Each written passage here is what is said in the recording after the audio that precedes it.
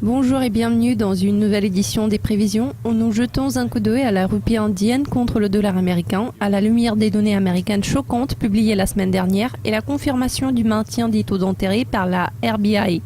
Je suis Sam Meredith et mon interlocuteur aujourd'hui est Shilan Shah, économiste des marchés émergents chez Capital Economics.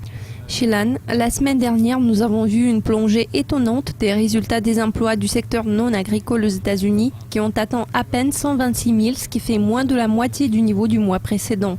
Est-ce que ces résultats se sont reflétés sur vos prévisions de 63 par rapport au dollar ?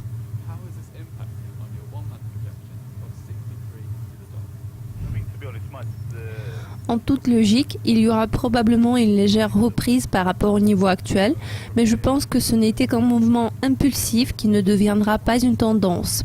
Il y a d'autres signes qui suggèrent que le marché américain est très fort en ce moment et continue de se renforcer. La masse salariale des secteurs non agricoles devrait revenir à des niveaux plus élevés dans les prochains mois. Ça pourrait prendre un peu de temps, mais la rupie n'a pas été fortement affectée par ce qui se passait au niveau des NFP américains au cours des quelques derniers mois. Voilà pourquoi nous envisageons la stabilisation de la devise après une légère appréciation.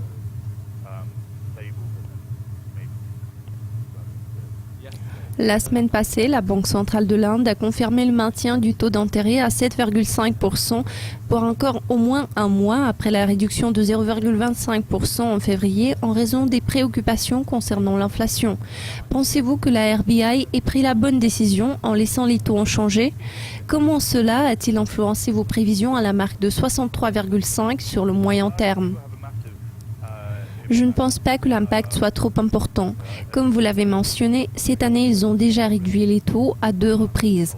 Mardi dernier, ils ont décidé de garder le même niveau et nous sommes menés à croire que nous verrons de nouvelles réductions plus tard dans l'année, donc l'impact ne sera pas majeur.